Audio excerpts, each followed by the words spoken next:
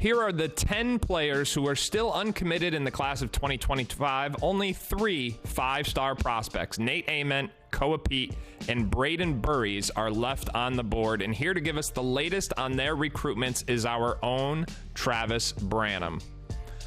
Trav, welcome to the show. Nate Ament, the number 4 overall prospect in the national class. He's taken some very visible visits in the last couple of weeks, going to Duke and Kentucky. What is the latest that we know about Nate and where he's at in this process?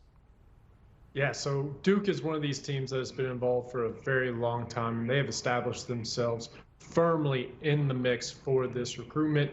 And as far as Kentucky, the most recent official visit, when Mark Pope got hired, they started getting involved last spring and in the summer. They were supposed to get him on a visit during the summer, but that got canceled, and they pivoted and shifted all their focus and attention onto Caleb Wilson. After missing on Wilson, they have ramped up the pressure on Nate Ament. While they're playing from behind, word is after that official visit, Kentucky is now in the mix. And along with Duke, you also have schools like Louisville, Tennessee, in Arkansas, and Notre Dame all involved. I'll note that John Calipari was in to see Nate Ament last week. And so I would tier this recruitment in 3 levels right now, with Duke being at the top, Louisville and Kentucky coming in that second tier, and there's not much of a gap between those 2 tiers.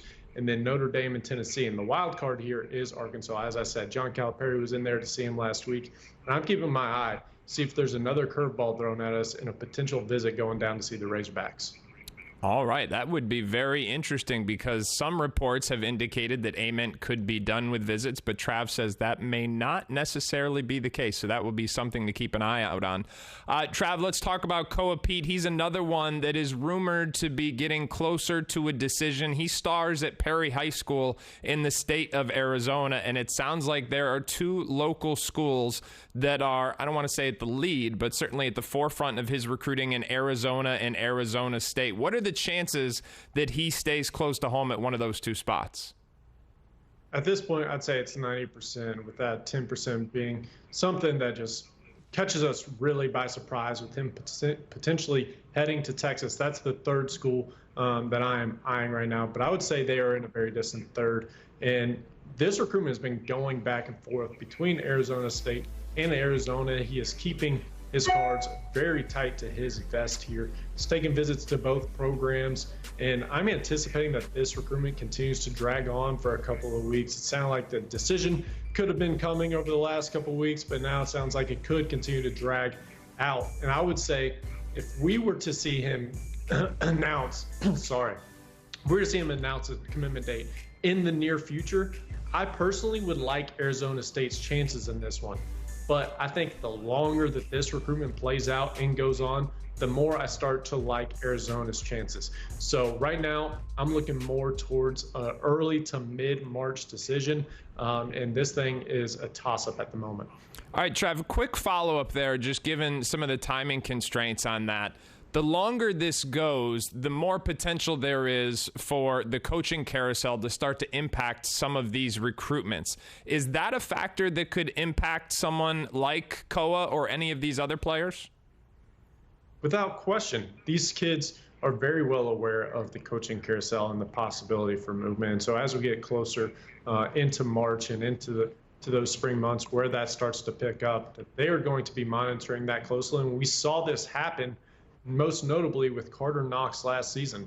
His recruitment drug out into March, and for much of the time throughout his high school season, he was a Louisville lean. He wanted to be a Cardinal, go play for Kenny Payne, but as that coaching carousel came closer and closer and it became more and more known that Kenny Payne would not be returning, he pivoted, committed to Kentucky, obviously made his way to Arkansas following John Calipari after his significant move. All right, let's keep going out west to Roosevelt High School in California. Braden Burries, he's a big, powerful guard. He's also a little older for the class. There was even some speculation he might reclassify, join that trend last year and come out in 24. He did not do that. He's staying in 25.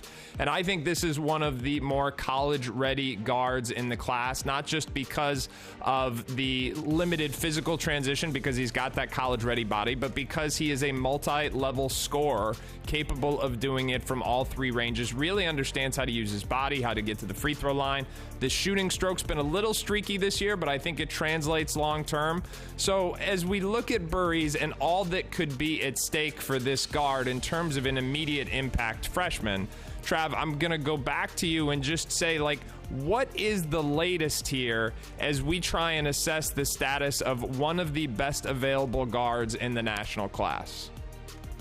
As you mentioned with Nate Ament, he's a player that could announce in the next 2 to 4 weeks. I'm thinking the same thing here with Braden Burries. It sounds like he could be entering that decision-making mode where he is meeting with his family and really talking things over what direction they want to go to.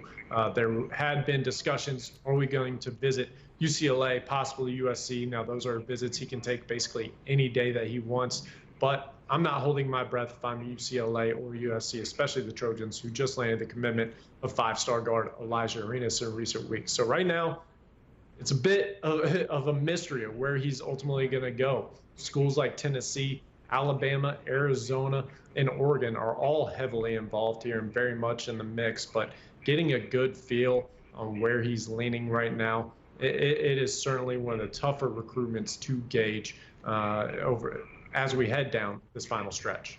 All right, Trav, I'm going to put you on the spot here, and I'm going to ask you to call your shots on these three. And you can caveat it, give it like a degree of certainty. You know, you could say Nate Ament to Duke 75%. That may be my personal prediction. But I want to give you an opportunity to call your shots on all three, because let me go on record as saying no crystal ball is quite as accurate as Travis Branham's crystal ball. So I know you're not doing a crystal ball for any of the three, but give me an early idea of who you think is the leader in these three respective races. Yeah, right now for Nate Ament, I would also say Duke, but I also think that there's a lot of potential for movement within this recruitment. So I'm only going to give that about a 50% confident rating right now. For Koa Pete, right now I'm kind of leaning with Arizona at 60%. And then lastly, Braden Burries. Man, if you're really going to put me on the spot with this one, I may have to go with Tennessee. His mom played softball there. There's a big need for them at the guard position next year, so there's tons of opportunity there. All right, Trav, I know I put you on the spot there. I expect to get a nasty text from you as soon as this is over, so I apologize, but I appreciate your intel as always. For the latest recruiting news, as well as all of Travis's intel, you can head on over to 247sports.com.